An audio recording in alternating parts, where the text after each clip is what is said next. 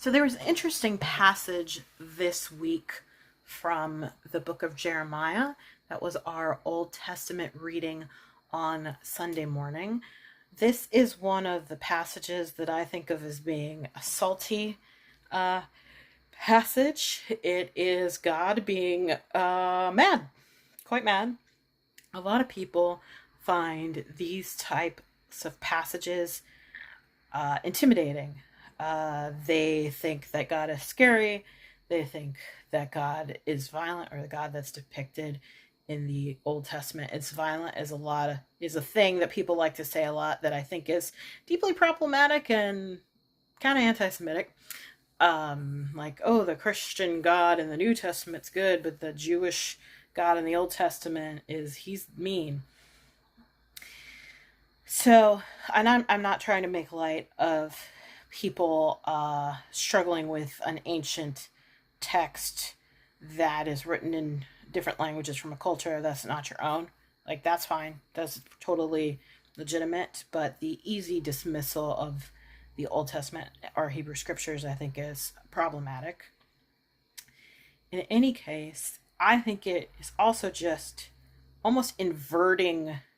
It's reading the stories exactly the wrong way. It's getting the opposite out of the stories that you should. Because in the Old Testament prophetic literature, which is a lot of where these quote problematic texts or God being angry texts, it's like, well, why is God angry? Why? What's happening? Well, what is usually happening is human beings are being fucking terrible to each other. Human beings are doing unspeakable horrors to each other, and God is like pulling out his hair and screaming about it, more or less. And frankly, pulling out your hair and screaming about the evils that happen in this world is frankly one of the more sane reactions to some of the terrible things that are going on.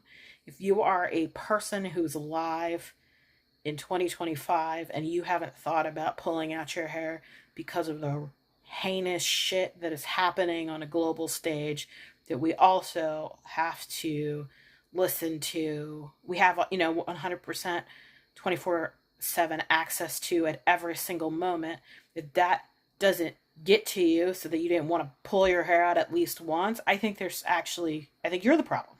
maybe it's you.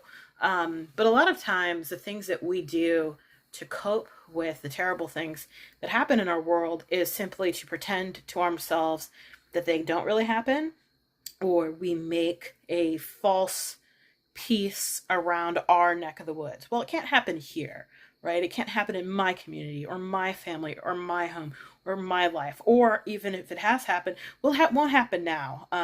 And if I just keep narrowing my view to get smaller and smaller and smaller until I only really care about other people if it's convenient for them if it's convenient for me to care about because they're in roughly the same spot and I don't have to really be afraid that anything bad could happen to them.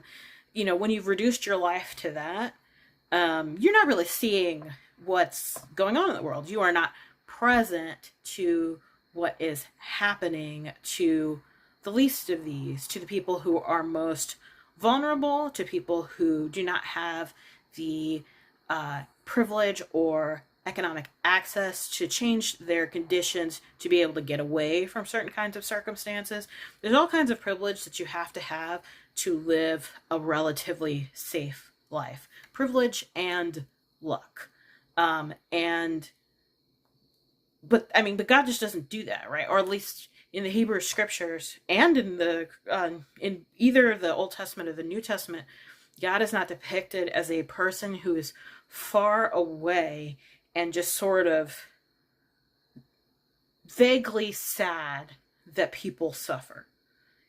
Instead, the Bible, in the strongest possible terms, depicts a God who is present, right? Who, from the very beginning in the Garden of Eden, God walks with Adam and Eve in the cool of the day in the garden.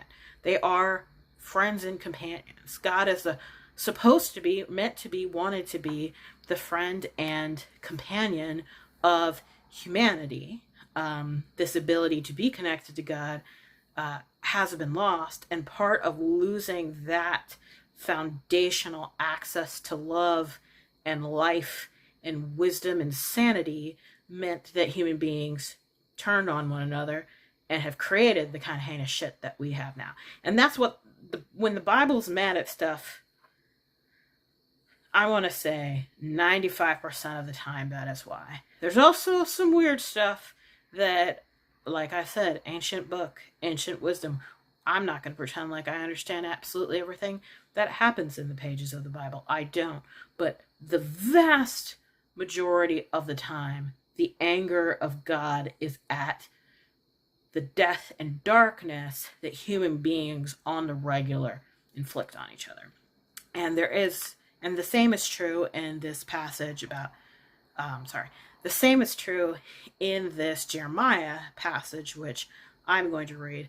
I have to admit, when I heard this passage in church yesterday, it amused me, which I hope doesn't make me terribly callous, or although that's certainly a possibility, I am certainly cynical these days about a lot of things, but it kind of amused me because I was like, haha, I can guess that this is not the passage that the preacher will be preaching on today because it is spicy this morning, because God's mad, as he should be. I'm angry.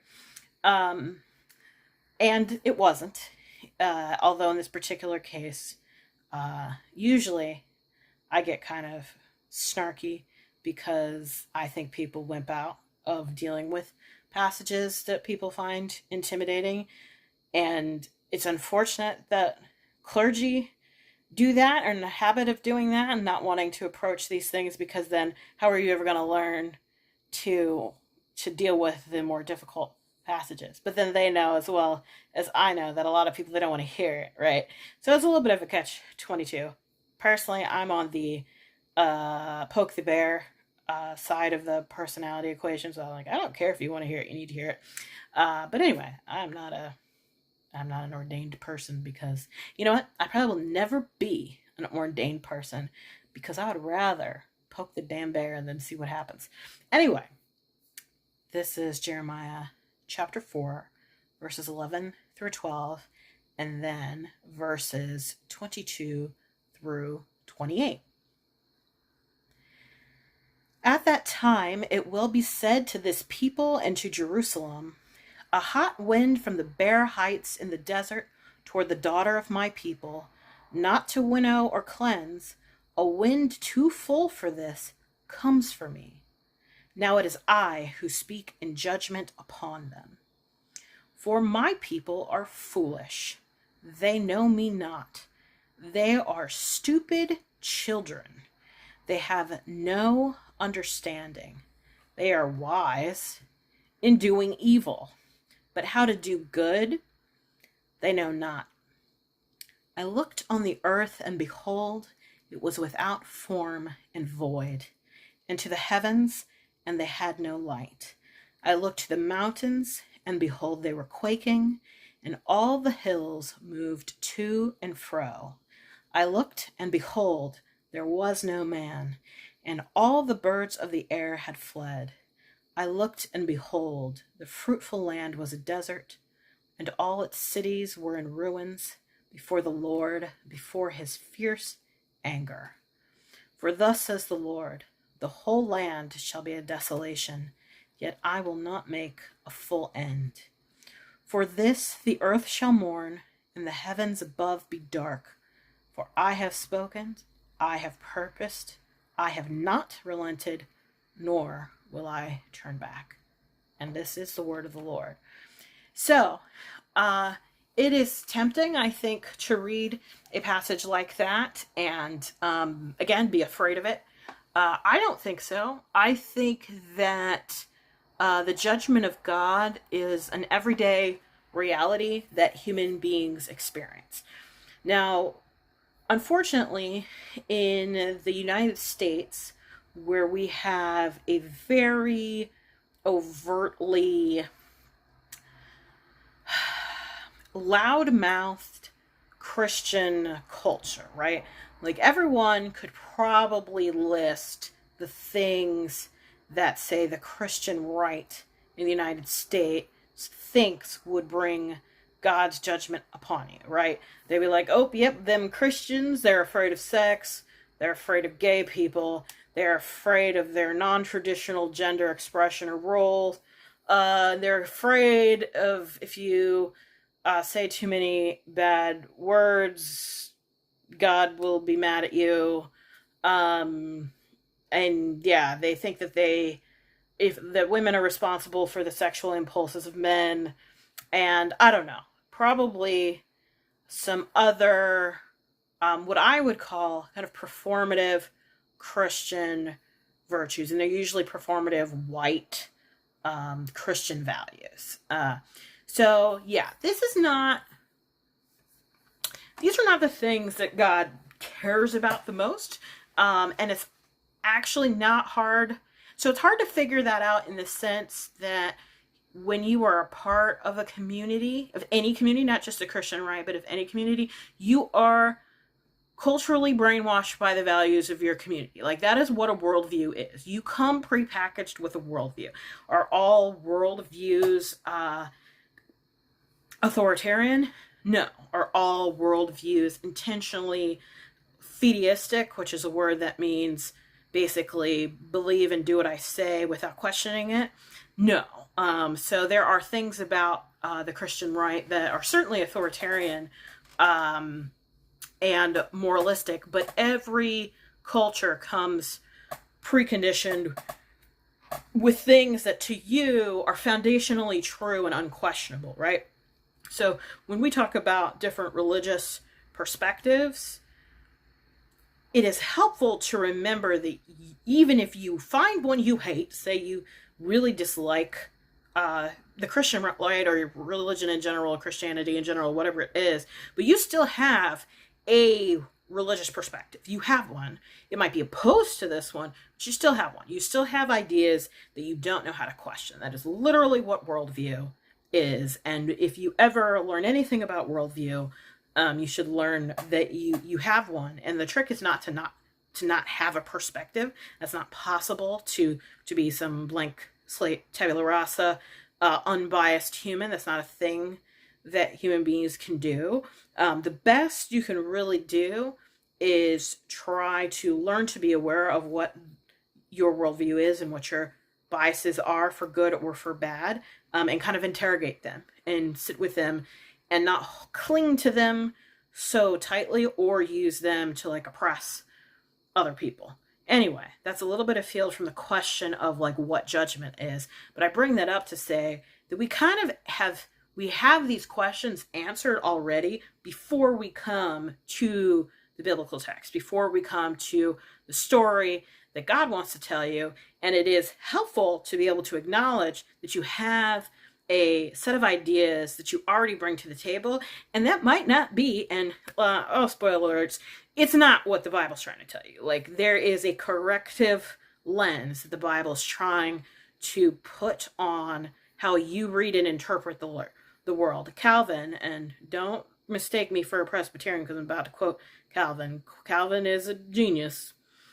If you know anything about theology, you gotta respect at least some of the things that he brings to the table. He is a genius with scripture. It doesn't mean that he's, right about predestination or whatever. But Calvin had, I think, a useful image for what one of the roles that scripture, a pair of corrective lenses to the moral sight of humanity. And again, I'm going to draw your attention back to the fucking world. We need corrective lenses. We need to change the way we look at power. We need to change the way we look at violence. We need to change the way we look at exploitation and money and power, blah, blah, blah.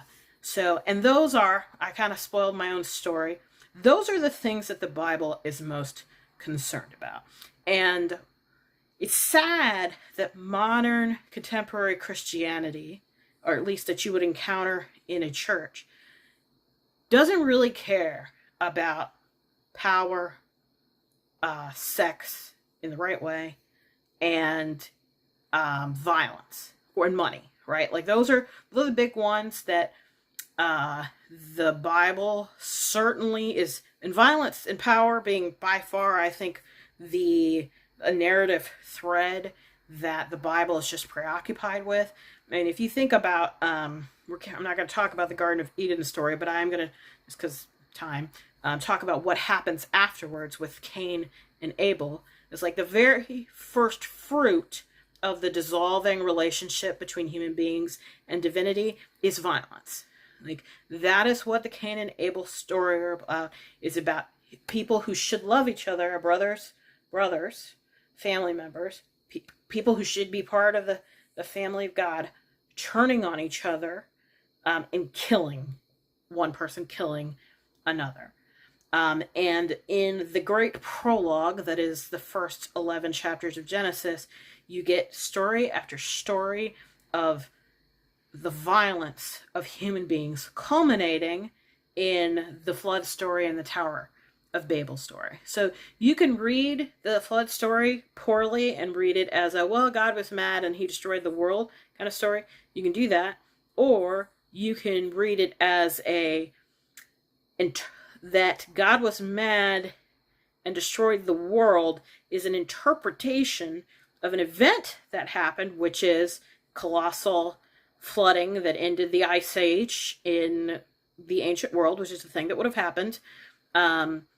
And the ancient people linking up the destructiveness of humanity with, and the falling apart, the way that society fell apart during that catastrophic series event, because of violence. That it wasn't just, I'm not going to talk about which is chicken and egg kind of things there, but society and the world literally fall apart because of violence in that story.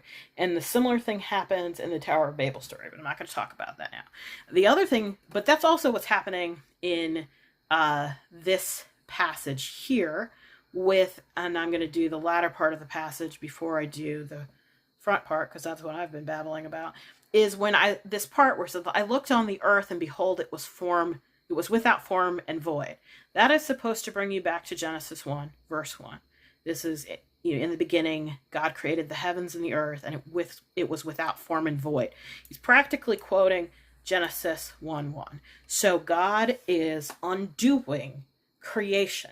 And that is what judgment is in the scripture. It is, God is undoing creation, but it doesn't mean that God is doing a magic spell or pointing his finger from afar and punishing these humans in a way that is alien to the crimes that they have committed or the wrongs they have done. It is almost another way of describing the metaphysical underpinnings of society and creation. That God has so formed the world that when human beings radically turn on each other and devour each other and destroy themselves, what we see happening is this great undoing.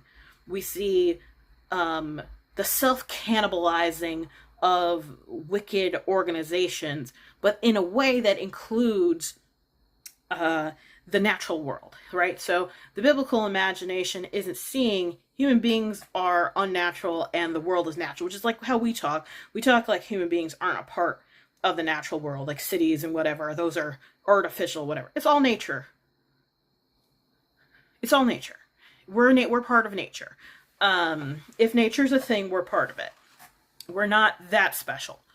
And the Bible does not, even though, again, modern Christianity has maybe advanced this narrative of human specialness to some extent. It's not the way that the Bible is thinking about these things. So in these verses, we have, behold, it was without form and void, and to the heavens they had no light. That's undoing of the creating of the sun and the moon. Mountains are quaking. Each of these verses is going through the 6 days of creation in Genesis and undoing them. Now, when we tend to be too abstract and philosophical when we look at some of the oldest parts of the Bible, including like Genesis 1, and we want to turn it into something that it's not.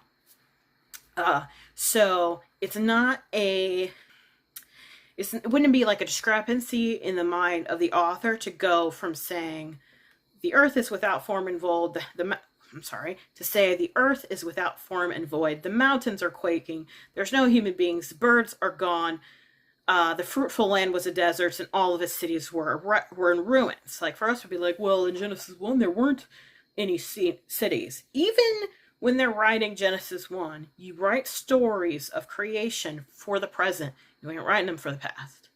Those people aren't here anymore. They're not reading your book anymore. You're writing it for your contemporary audience. So it makes sense to include things that are here now, like cities, right? So you're getting this undoing of creation in Jeremiah chapter 4. The next verse, the whole land shall be a desolation, yet I will not make a full end. That should have echoes of Genesis 6, 7, 8, 9, which is the flood story, where we get God undoing, another great undoing, returning to water, right?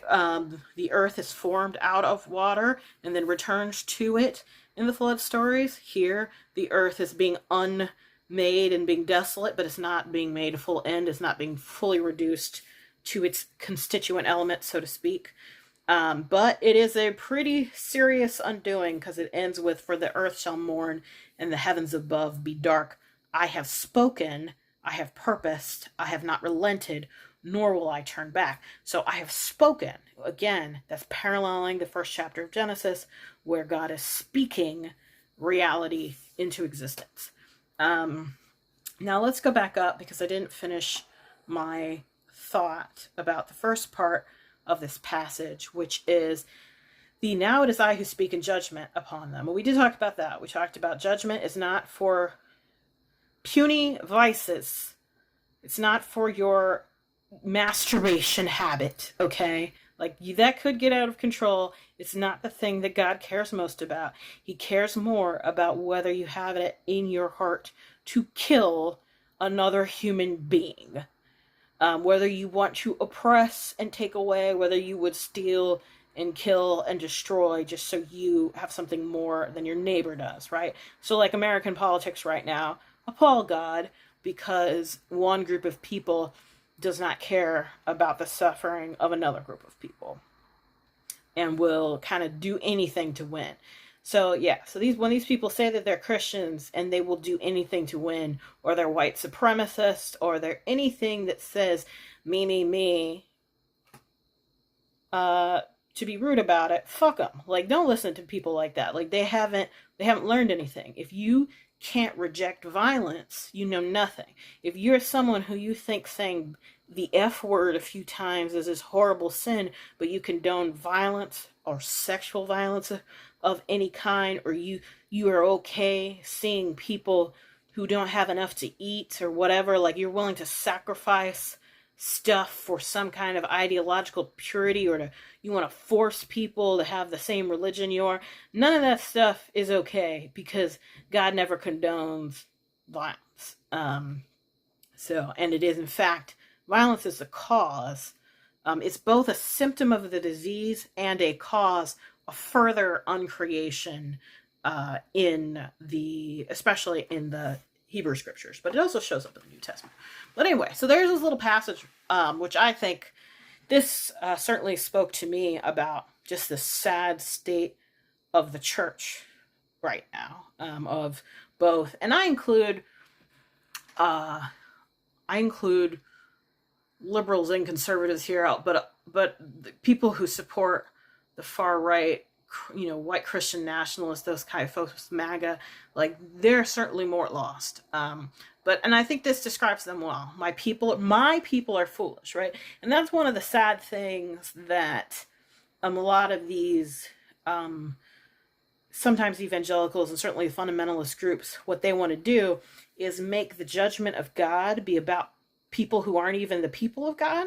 It's like, you got to remember, 9 times out of 10 in the Bible, the judgment of God is for the people of God. Like, it is God's people, the people who he has called by his name, who he has a covenant relationship with, who know his word. Those are the ones that God expects to obey him. and expects to do what he says and expects to be like him, so that people spend so much of their time in the United States, especially, just bitching and moaning and complaining that people who don't know God don't do what Jesus says. Which one, I'm like, I don't think Jesus says what you think he said, but let's just say they're right about that. Who cares? Like, they never promised. And Jesus didn't ask them that. Jesus asked something of the people who are his disciples. And the people who, in you being his disciples, you can't sit there and say, I'm going to try to harm you because I'm so afraid that my kids might grow up being exposed to something that might tempt them to sin. So I'm going to rationalize my own violence and use of coercive religious force against a stranger so my kids don't have to see like something bad. Like, what a bunch of self-serving nonsense. But also, like, if you actually listen to what Jesus said, he said, take up your cross and follow me. He said, do not be afraid. He said, come to me and I will give you rest. He didn't say, take over the government and the government will give you rest. He didn't say, get your way and then everything will be fine. He said that you should part of that image of the cross is saying, I didn't get my way and I'm fine. I found life in surrendering my own will and taking up God's instead, saying, not my will, but thy be done. But they don't do any of that. Like, their politics is diametrically opposed to the way of Jesus, because if they actually lived the way Jesus asked them to, they would actually look more like, I'm not advocating for the Amish, but like the Amish are pacifists, right? The Amish don't go places and like forcibly convert people with a threat of like arms or whatever. Like they would have like that more Anabaptist style theology where they've at least tried to deal with the fact that using coercive force is just radically opposed to the gospel of Jesus. But anyway, so these people are foolish and they are stupid children, right? And usually I don't like the idea that anyone would call a child stupid. And these are not actual, they mean God means my adult children are stupid. But it's still funny to see stupid children as a line in the Bible. It's pretty funny. There are many, if you're not familiar, there are many funny insults in the Bible, so it's something to enjoy. But and then that next line, it says they are wise in quotes, in doing evil.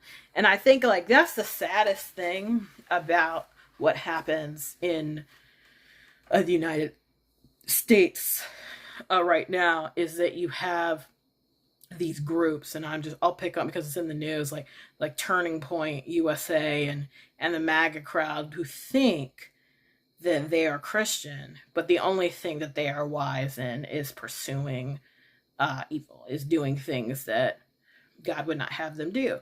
And a lot of these people are, the model of sin in the Bible is based on deception, right? Like that's what the story of the serpent tempting Eve and Adam in the garden is about. It's about apparent goods versus actual goods, and an external voice saying, yeah, well, it's not going to be so bad if you do this, and that's kind of in our paradigm. Donald Trump is the serpent, right? He is the one saying, you will not die if you eat the fruit that is racism, if you eat the fruit that is homophobia, if you eat the fruit that is targeting trans people. You can eat that fruit and not die, and look at all the amazing things you'll get from it. Like that would be like the pattern that is happening right now.